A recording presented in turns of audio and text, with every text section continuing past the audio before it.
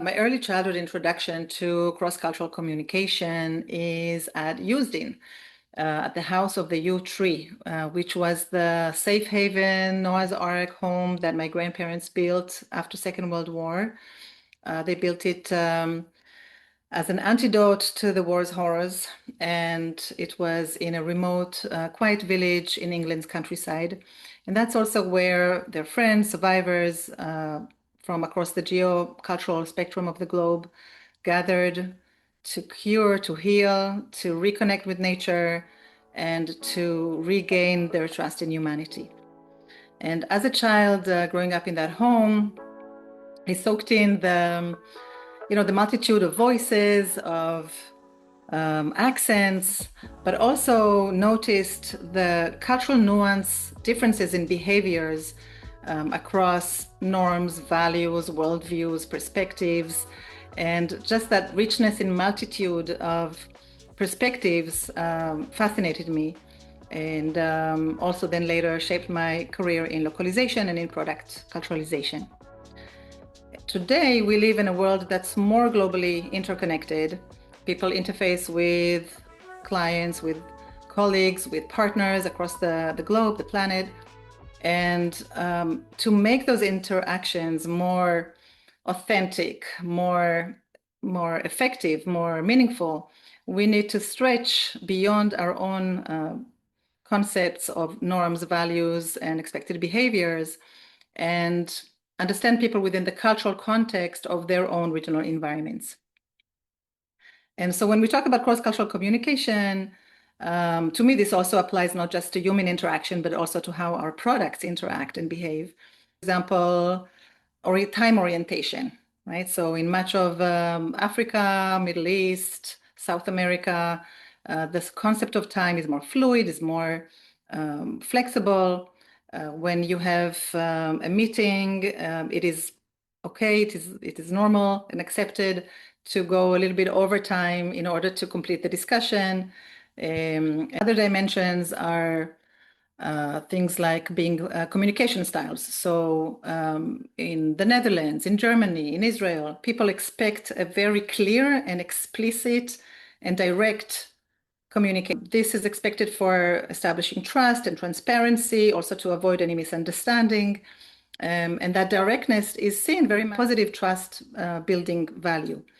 This can influence how we build our product. So for example, in Germany, before I sign up a CTA button, if we introduce opt-in explicit check-in boxes for the user to review and click proactively that tell them exactly how we're going to collect, use, and share their data in this very high placement, accessible display, not only does it not introduce friction in that flow, which it would in the US, and we would never introduce that, but in Germany, this kind of enablement actually signals to users trust, transparency, and leads to higher engagement and conversion to paid. How those different cultural expectations influence our more effective and more meaningful human interaction, as well as redesigning and adapting our product experiences on core funnels to adapt for those cultural expectations. Other dimensions are hierarchical versus non-hierarchical. That also influences, how we organize and structure the data, the information on our UI UX experience.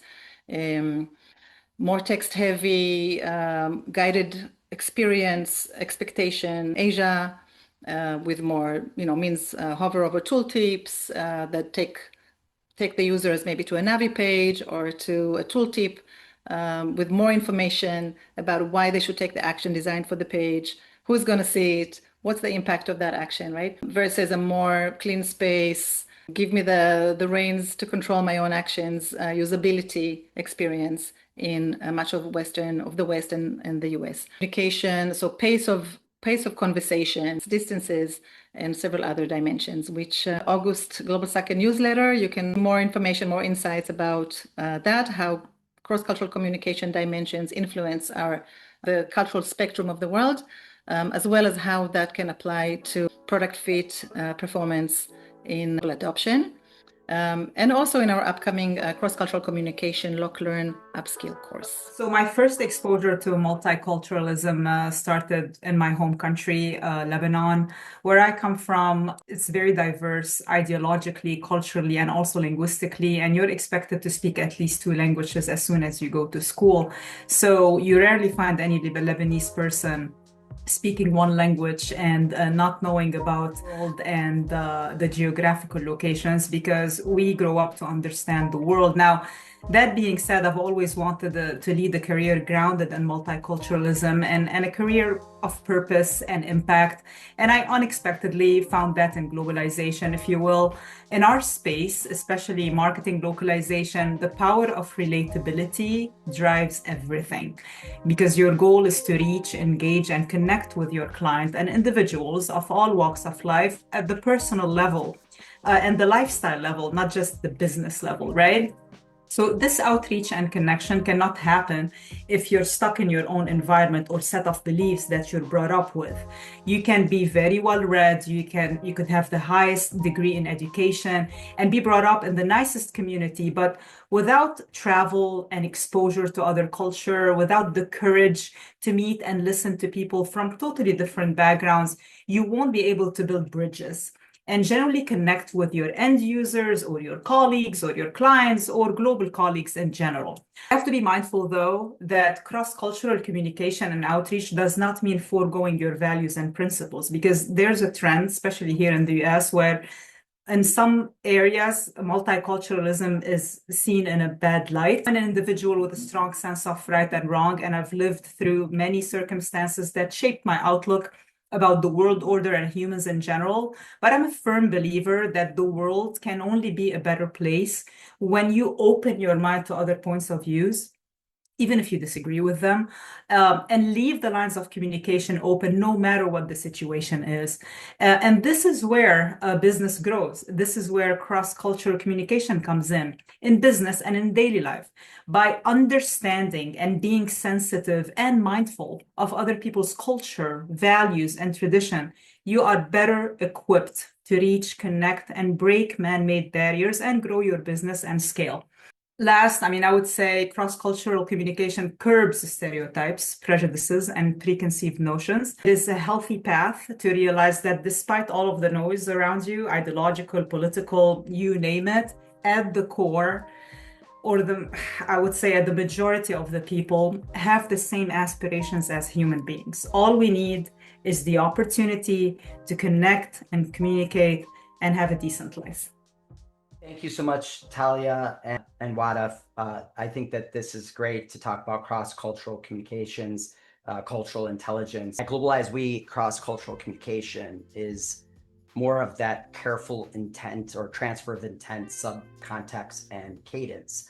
And so the way I look at it is like beyond words, everything from like psycholinguistic, transadaptation, and market collaborations that are then supported by a backbone of agentic AI interoperability.